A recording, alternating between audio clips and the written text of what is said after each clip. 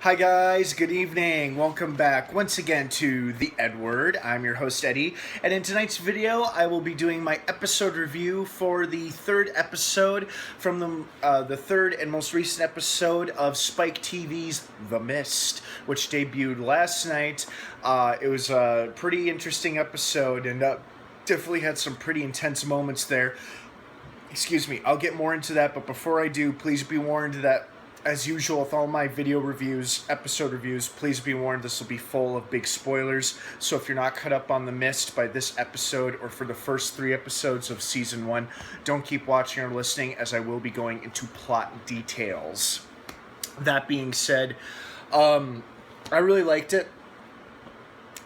I really liked it. This episode, it made a lot of sense, and by which I mean that we finally start to see some of our characters, coming to blows, not necessarily physically, but more metaphorically. There were a couple of scuffles here and there, but nothing too serious. But people are getting scared. You can feel the pressure on our characters building up and mounting because everybody in each location, in all 3 locations, 3 or 2.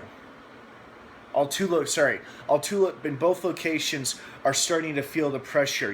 People are starting to get scared, they're starting to panic, and they're starting to get a little paranoid as well.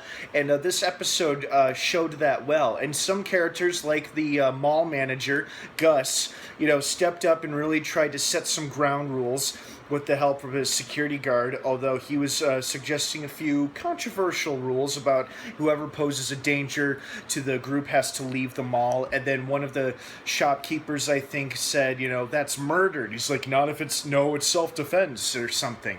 And then, of course, we saw conflict start to rise between Eve and her daughter's accused rapist. And then we also saw tension between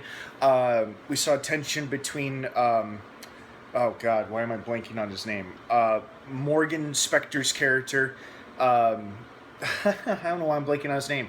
The guy who got into it with the police chief. And the police chief is, what's interesting about the show is that he does not act like what you would expect a police officer to behave, especially in a crisis situation like this. He's being very arrogant, selfish. He's being in your face, and I can do whatever the hell I want. You can't tell me what to do type attitude.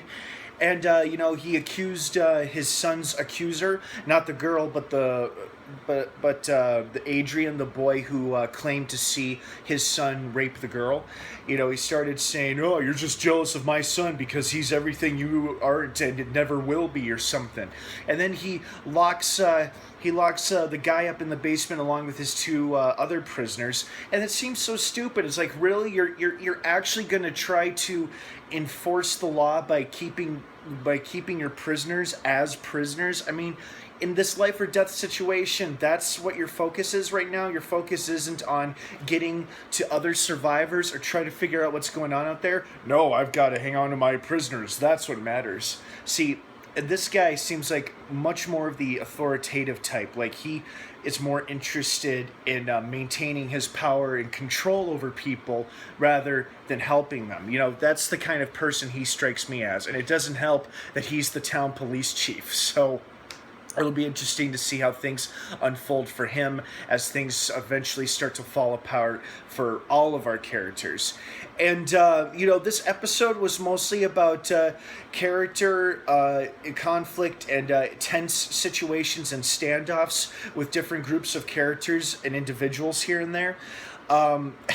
It was kind of nasty and, a bit repulsive that the 2 video game guys decided to see if they could draw out any predators in the mist by pushing the dead army soldiers' bodies out there. That was pretty messed up.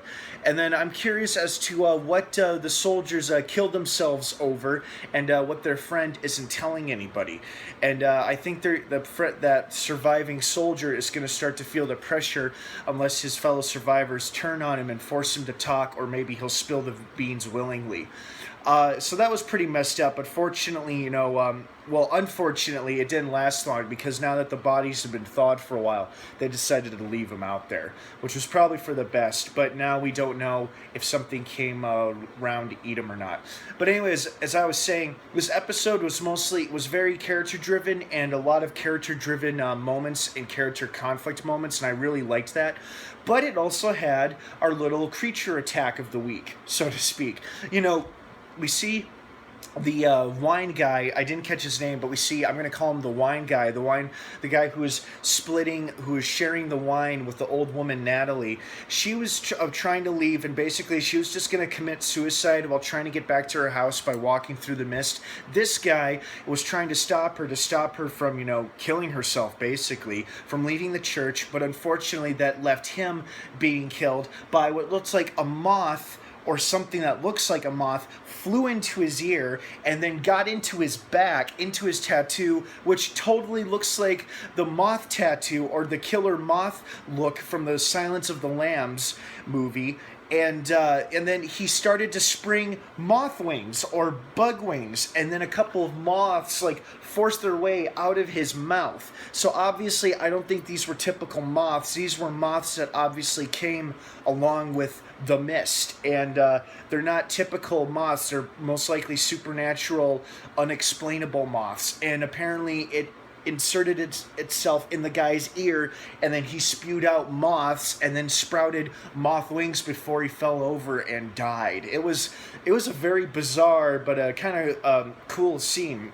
I mean, it's sad that he died, but it was just, it was cool in the sense of I wasn't expecting anybody to die like that. First I'll sprout some wings, and then I'll just spit out some bugs and I'll die. And then his death scene only seemed to add fuel to the crazy fire that Natalie is going through, because now she's like, I've seen God. And the priest is like, I don't think that's God. Oh, no, not your God. I was like, damn, what is going on with this woman? And then I really liked Adrian's ploy to get the keys from the priest. He's like, oh yeah, I think I'm gonna get baptized, and then yoink, grabbed the keys, and he got our three main prisoners out of there so that they can finally make their way over to the mall. And that's the last scene we're left with. Those four characters are obviously making a run for the mall because this guy wants to make it to his wife and daughter, who have now taken up shelter along with a couple of other survivors in what looks like the loading bay of the mall. And now that Eve has taken the security guard's gun, she can kind of call the shots if she wants to. I just think her primary concern was getting her daughter away from her accused rapist, simple as that. So good episode, very good episode. Hopefully we get a little bit more mysterious creatures or mysterious creature attacks in next week's episode. And I think this next week's episode will probably be a bit more adventure driven, in a sense that we're going to see our four characters who escaped the church and are now en route to the mall. Well, guys, I hope you enjoyed this episode of The Mist. I certainly did. Thank you so much for watching my episode review. Don't forget to subscribe to this channel and like this video as we continue to follow along with Season 1 of The Mist, which premieres new episodes every Thursday night on Spike TV. Don't forget to check out my Facebook page in the description down below. I think you'll like what you see. If I don't see you again, have a great rest of the night. Oh, and check back later this evening or possibly early tomorrow morning for another edition of How to Get Excited For. I think you guys know what I'll be giving you tips on, so make sure to check back and watch that. Thanks again for stopping by. Have a great rest of the night, and of course, until next time, may the Force be with you.